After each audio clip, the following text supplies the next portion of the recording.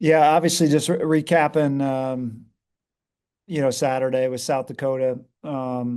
Just a lot of it was an emotional game, right? Five overtimes and you know, obviously disappointed to get in the locker room with I felt like just the effort and the strain from our guys, and one team, had to get beat in that game and it was us, and so just the emotions that go into any game, and a game that was obviously a big moment for us. Just tough getting in that locker room. There's no way around that. We didn't hide from that as a team when we got back here on Sunday. Right? Same for the players and the coaches.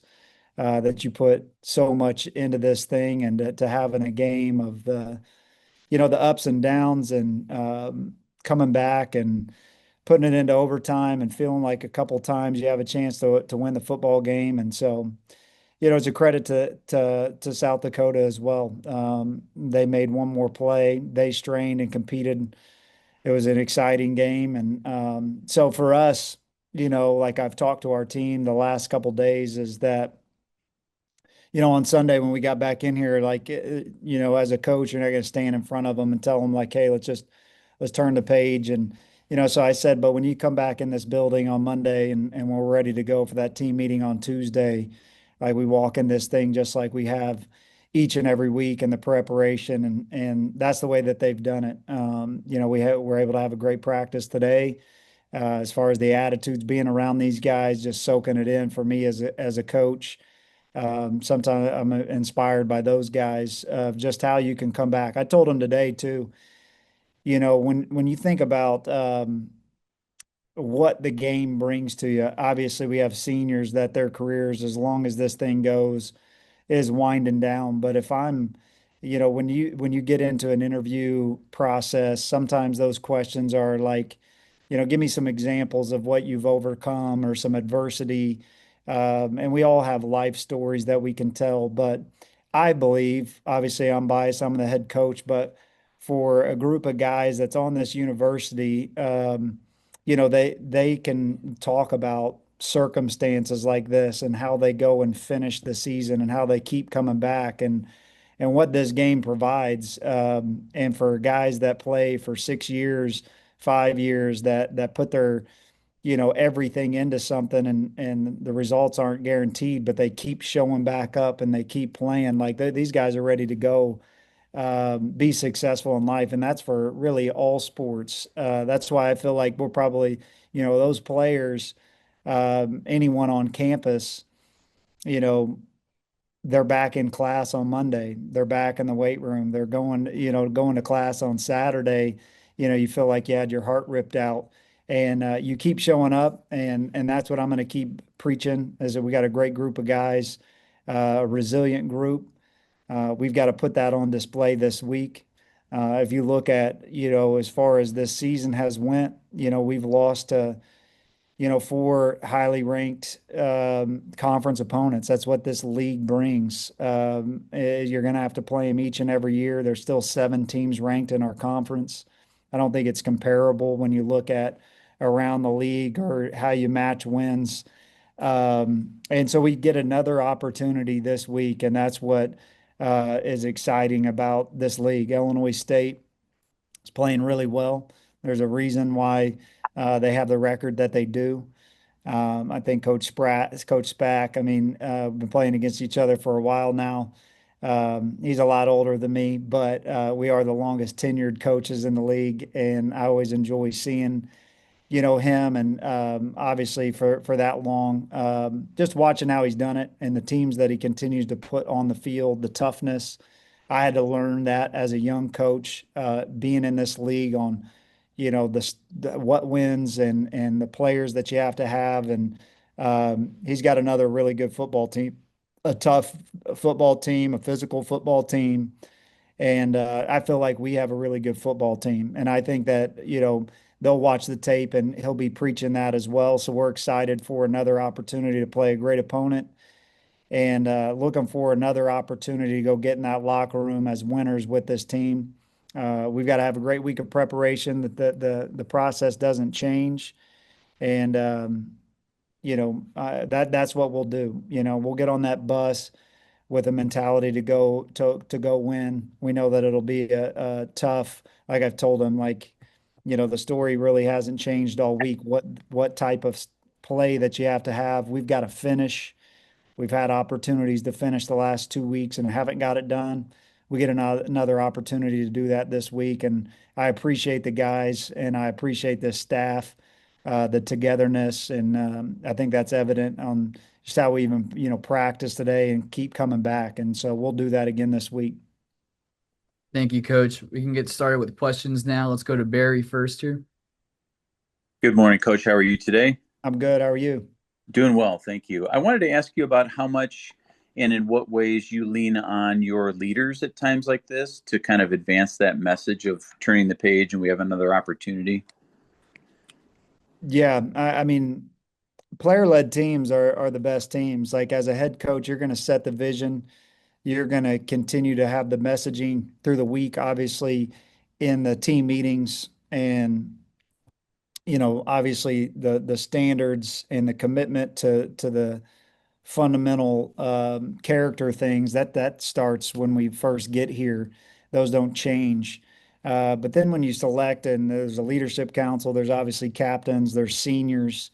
Unless that's being relayed, the head coach's message doesn't really matter.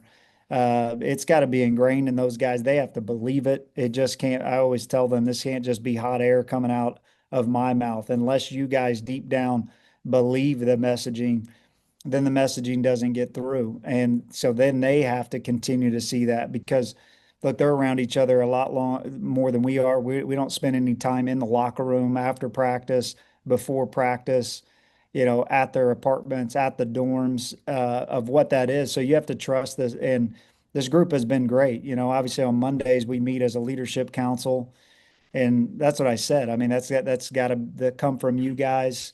But when you go down the list of the names that I could just sit here and rattle off, I think even, the people in the building knowing what they're made of, the character that they have, the care factor that they have, you just see that. I mean, really both teams. I mean, if you watch that football game for, five overtimes in the 60 minutes and the competitiveness, the strain, what they're made of, the response, the sideline. I was proud. I'm, proud that that's what it's got to be. We've got to find a way to play better football at different times throughout the game. So we come out as a winner. No one has to tell me that any more than anybody else. I've said that time and time again. I mean, we live it. This is our profession. There's no one watches more tape and ingrained in what we could do differently and the outcomes of these games and coaching it up. These guys have been coachable. Nothing has changed. So I think it's very, very important for those guys, but that starts long before, going into week 12 after you've lost a couple games. You've got to trust that, and to be developing leadership in your program year round. You've talked at length about, how important DJ is to this team and just what, an elite player he is. How would you describe the season he's had and the production he's had? Yeah, I mean, I think it's one of the best that, Saluki quarterbacks had here. Statistically, 36 touchdowns, you know, has a chance to pass for 3,000 yards in a regular season, which I don't think has ever been done here. Maybe Ionati. And then, running the football, 14 touchdowns running the football. Really, I mean, last week I know he was disappointed like everybody, and you create those opportunities to say like there's not a game that goes 5 quarters that you wish you would have called a different play as a coach, or if you're a defensive coordinator, been in a different call. Both sides of the ball. We scored 51 points. They're probably going back and saying we were in bad position on this call or whatever it is, just like we do, and just like offensively. And as a player, you're going to have a few of those plays that you wish you had back in a game, always. Um, but he's been outstanding. I think last week, he he obviously has been banged up the whole year. I think that those are the things that, publicly people might not know, but the toughness that he's shown the last 6 weeks of just not missing a practice, and then getting himself ready to go. And then last week, I mean, just some of the plays that he made to get us in that position. The 2-minute drive, minute 10 left, no timeouts, kind of willing ourselves down there. A lot of people made big plays. Ed breaking the tackle, getting out of bounds. DJ scrambled for 2 first downs. Um, things that you're going to look back on, and he's had 5 turnovers, 22 touchdowns throwing it. And so, yeah, I think he's had a outstanding season. Illinois State is coming off back-to-back games with a 28-point quarter. And I wanted to ask you, they have some skilled players who have been together for quite a while, specifically Rittenhouse and Sobkowitz and Wenkers Wright. How does that familiarity with a group of guys show up on game days, do you feel? Yeah, no, they've got a good group of skilled players, good wide receivers. Rittenhouse is playing like a senior quarterback. Confident. The just familiar. It's kind of like how a lot of our teams are, and Coach Spack's Illinois State's no different. There's probably some players on our team. It's like, man, he's been playing for a long time here in the league, but then you also have a lot of new players and new starters. But that consistency in that group, when you ask a question about the leadership throughout and what the messaging is, how we do things here, obviously those guys not being there, but are probably leading the way in their leadership. Thank you, Coach. I appreciate it. Thanks, Barry. Bucky, whenever you're ready, you can go ahead.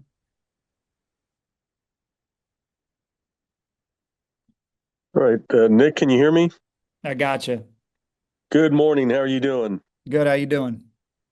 Doing fine, thank you. You were talking about DJ a moment ago, playing through some bumps and bangs, I guess, the last 6 weeks. I guess kind of given that as the backdrop and what he was able to do Saturday and how hard they fought for that win and to come up short. I know you said after the game you're gutted. Is that maybe the most gutted, or I don't know if sad's the word or whatever, to describe your feelings after a game where you guys obviously put so much into winning that game and still came up 2 points short? Yeah, maybe so. And I think all the things that you describe it, though all of those emotions, gutted, sad, disappointed, uh, all of those things are real in this game.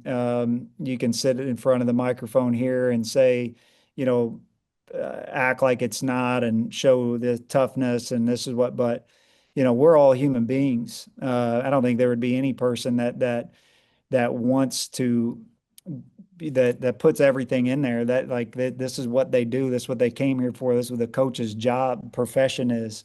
Be like anybody out there in any profession, and not winning a big meeting or a big sale or whatever it is. Like we're human, and I want our guys to have emotion and be in that thing. That's what I mean. This game gives you some of those emotions that really only life gives you at certain points. Like there's not much else out there.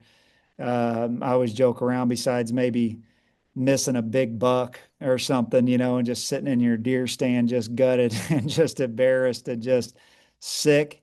But nothing compares to that feeling. And that's also the feeling that keeps you coming back and makes this game so special. If you kind of lost that feeling, if you were in that and you didn't feel that way, I think it would be time to go find something else that drives you in life. To go do that, and some people lose that. Some people don't have that. That is perfectly fine, but so, it drives you to feel what those wins are like, and how special those are.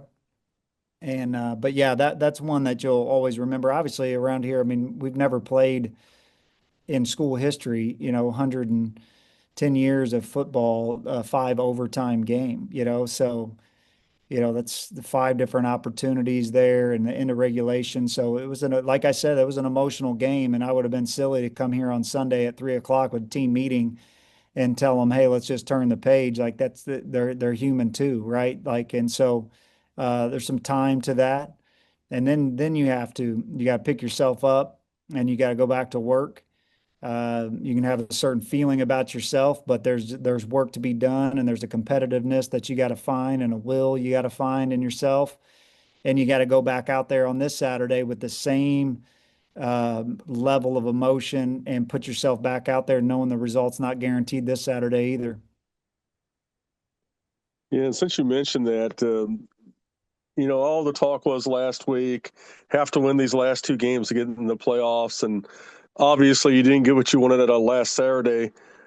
So what do you rely on? I know you talked about this a couple of minutes ago. What do you rely on to make sure this group will be ready to go and give the same type of emotion, have the same type of being locked in that you guys obviously were for that game on last Saturday?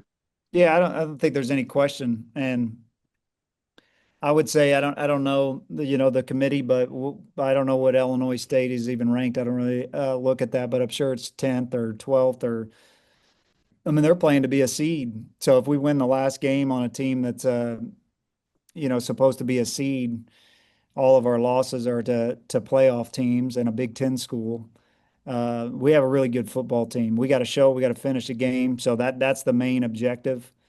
And that's what I'm hearing from the players. Last night meeting with the quarterbacks, hearing that from DJ, Mm-hmm. like we've got to go out there and prove a point in week 12 on what this team is. So there's not that's the way we're going to show up and do it. It's have a great perspective on things. We get an opportunity to play Illinois State on the road, finish this season outright, and so there's also a personal accountability as well. I can preach that. I would say every coach is out there preaching that. But you got to find that inner self drive and competitiveness and what you're about and how you're going to finish things, being a great teammate, all of those things. And so I just trust these guys. That's what we're doing. I was going to ask too. You got Andrew Beam back last week from injuries. Where does your team stand health wise going into week 12? Yeah, I mean, I would say, obviously last week was tough up front, offensive line wise. But then we'll get, Cam had the just couldn't go. And I said this in a team meeting too. I mean, I appreciate, Cam strained really on Thursday. This trainers were like, he's going to be out.